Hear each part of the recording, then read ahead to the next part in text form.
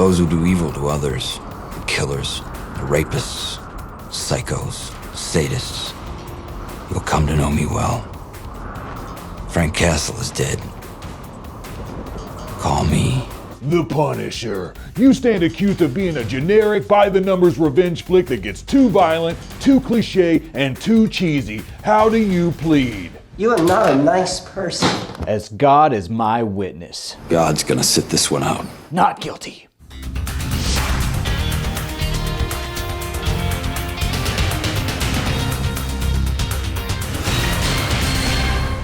Whenever I hear people try to tell me that The Punisher is a bad movie, I get upset. The fact that Rotten Tomatoes has it scored at 28% makes me upset. Upset? Is that the word? I used to get upset. Read my lips. The Punisher is the best live-action version of The Punisher we've ever got, and that includes the Netflix version. You are one dumb son of a bitch.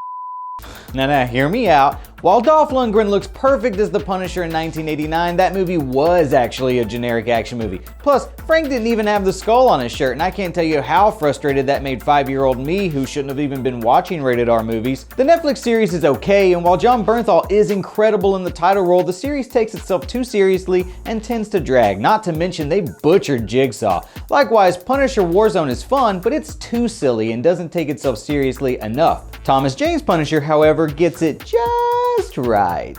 If you want peace, prepare for war. Now, The Punisher does have an extended cut that adds about 15 minutes, but for once, I feel like the theatrical version is the version to watch, and the extended cut isn't necessary to appreciate the movie.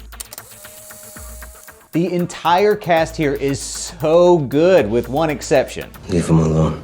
Thomas Jane finds the right rugged notes as Frank Castle, and John Travolta is always reliable as a villain, but it's the supporting cast that really fill the movie out. Will Patton as Howard Saint's right-hand man Quentin deserves a ton of praise, often upstaging John Travolta and stealing nearly every scene he's in. Don't do this! Don't do this! The interrogation scene between Quentin and Spacker Dave remains one of the most tense scenes ever, and it honestly hurts a little to watch it. You like that? It hurt a little bit. You've also got comedian John Panette in one of his few film roles, and it's nice to see Rebecca Romijn out of blue makeup for once. Even the guy who killed Jaws cameos as Frank's dad, which in and of itself is pretty badass.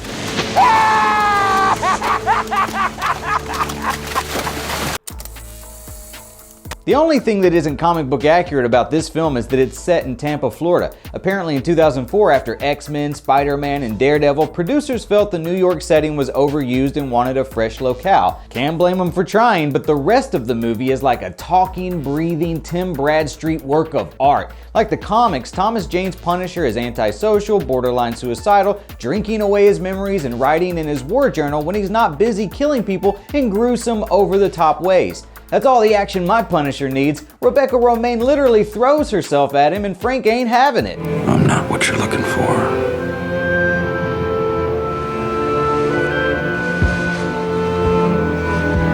It doesn't get more Punisher than that. Plus, I always respect when films include scenes ripped straight out of the comics, and this one includes one of my favorites taken from Punisher Warzone #1. Let's talk. You don't help me, I'll kill you now, Mick. Smell that, Mick? I'm burning off some of your fat. Admittedly, the first act of the movie is its weakest point, be it Frank's phony undercover Russian accent, or watching Frank awkwardly bond with his son. Yeah. He said we were leaving California. But once Howard Saint's bat crazy wife lays down the law, it gets wild. His family. His whole family. And they don't just kill his wife and his son, they literally kill his whole family. Mom, dad, Aunt Karen, cousins, friends of friends. Not only does this scene explicitly show how brutal the mafia's payback is, but we get a taste of what a tough mother Frank is too. Dude gets shot 3 times, kicked into a pile of canoes, and then takes one point blank right in the chest before being blown off a pier in a gasoline explosion. You're supposed to be dead. The Punisher is best viewed as a modern-day spaghetti western, with Frank as the lone gunslinger riding into town to take on the bad guys, and this is clearly done on purpose. The rugged score composed by Carlos Ilioto would fit right at home in a Sergio Leone classic. There are multiple times where Frank squares off in a western-style showdown, even taking down Howard Saint in the film's finale with a classic six-shooter pose, and let's not forget the bounty hunters.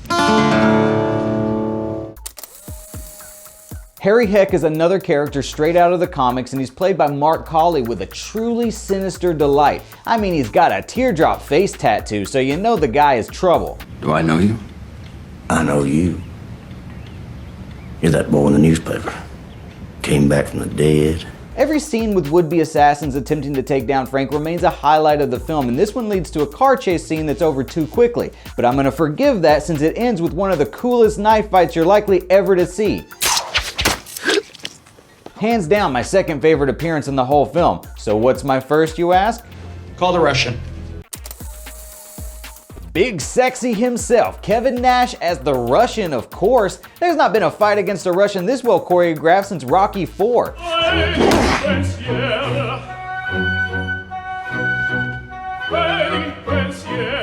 This fight alone makes The Punisher worth watching, and I would put it up against any comic book fight scene ever filmed. It's literally perfect. Hard-hitting action with genuine moments of levity. Wisely, Kevin Nash doesn't even attempt a Russian accent, Dinge Rosh.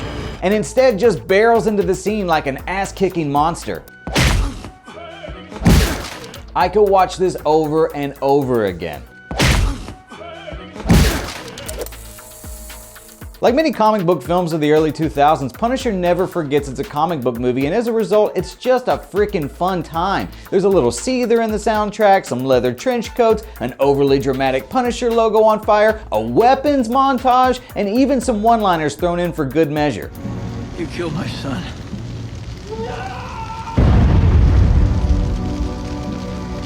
Both of them. It's the perfect amount of early 2000s camp to let you forget this is actually a homicidal maniac who's murdered dozens of people, though he does give out solid life advice. Shouldn't play with knives. While we'll never likely get the Punisher sequel we deserve, which is a real shame since the sequel was reportedly going to be set in New York and introduce Microchip and Jigsaw, you can still enjoy this 10-minute short titled Dirty Laundry that sees Thomas Jane briefly return as Frank Castle. It'll never be enough, but it's something. Hey, mister. You dropped this. Keep it.